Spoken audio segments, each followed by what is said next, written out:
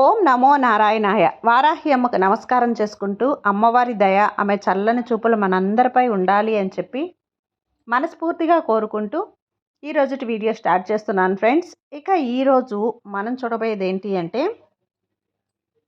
అమ్మవారి కథ అండి. వారాహి అమ్మవారి కథ గురించి ఈరోజు తెలుసుకోబోతున్నాం. శుక్రవారం రోజు ఈ అమ్మవారి కథ విన్న వారికి అమ్మవారి అనుగ్రహం పరిపూర్ణంగా లభిస్తుంది.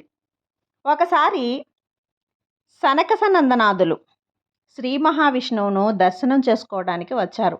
కానీ వాళ్ళని దర్శనానికి జయ విజయలు అనుమతించలేదు.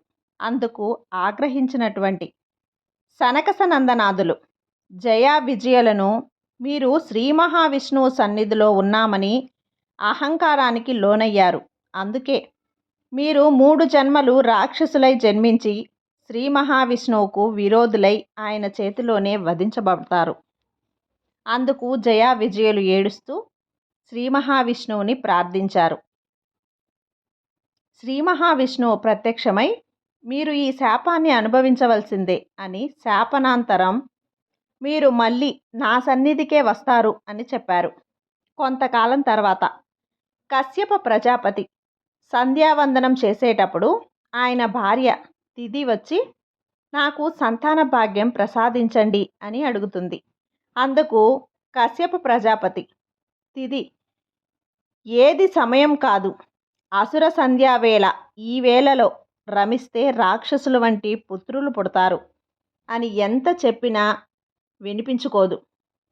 ఇక చేసేది లేక ఆవిడ కోరికను తీర్చి మళ్ళీ ఆయన తపస్సును కొనసాగించారు. కొన్నాళ్లకి ఆవిడ గర్భం ధరించింది. ఆవిడ వచ్చి తన భర్తను నాకు ఎటువంటి పిల్లలు పుడతారు అని అడుగుతుంది.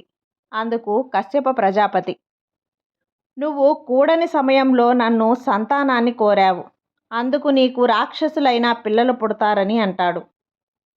మరికొంతకాలానికి ఆవిడికి 2 కమల పిల్లలు పుడతారు. వారికి హిరణ్యాక్ష, హిరణ్యకశపులు అని పేర్లు పెడతాడు. వాళ్ళు పెరుగుతున్న కొద్దీ లోక కంటకులుగా తయారవుతారు. హిరణ్యకశపుడు బ్రహ్మ కోసం తపస్సు చేస్తాడు. హిరణ్యాక్షకుడు వారాహిమాతను గురించి తపస్సు చేస్తాడు.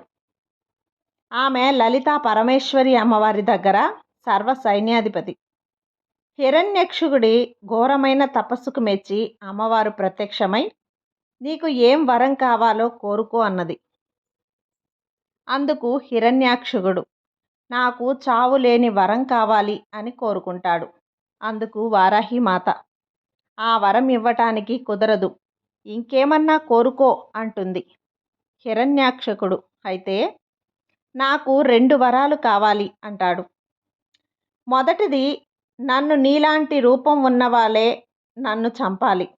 రెండవది నేను నీ భక్తుణ్ణి గనక నువ్వు నన్ను చంపకూడదు అని అడుగుతాడు. అందుకు అమ్మవారు తథాస్తు అని మాయమవుతుంది.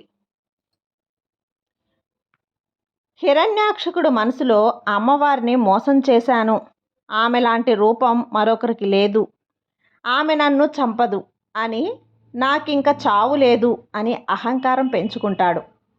ఆ వరగర్వంతో అన్ని లోకాలలో ఏది కనపడితే లోభంతో అది నాది అని లాక్కోవడం ప్రారంభించాడు. ఆలోపు ప్రళయకాలం వచ్చింది. భూమంతా జలమయమైంది. భూమి సముద్రంలోకి వెళ్ళేసరికి సముద్ర గర్భంలో ఉన్న భూమిని పట్టుకొని ఈ భూమి నాది అని అన్నాడు. బ్రహ్మదేవుడు మానవుణ్ణి పిలిచి నువ్వు భూమిని ధార్మికంగా పరిపాలించు అన్నారు. మనువు అసలు భూమి మీద ఉంటే కదా పరిపాలించడానికి అంటాడు. పాతాళంలో ఉన్న భూమిని ఎవరు పైకి తీసుకువస్తారు అన్నారు. అప్పుడే బ్రహ్మదేవుడికి తూము వచ్చింది. ఆ తూములో నుంచి ఒక చిన్న వరాహం బయటకు వచ్చింది. అది చూస్తుండగానే పెద్దదయింది. ఆ వచ్చింది ఎవరో కాదు, సాక్షాత్తు శ్రీ మహావిష్ణువే యజ్ఞవరాహమూర్తిగా వచ్చారు అని నమస్కరించాడు. ఆయన వెంటనే సముద్రంలోకి వెళ్ళి మూతితో భూమిని వెతుకుతున్నారు. మరి కాసేపటికి బయటకు వచ్చి తన శరీరాన్ని విదిలించారు.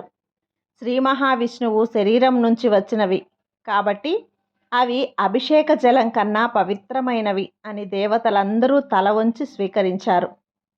మళ్ళీ స్వామి సముద్రంలోకి వెళ్ళి భూమిని వెతకటం మొదలుపెట్టాడు.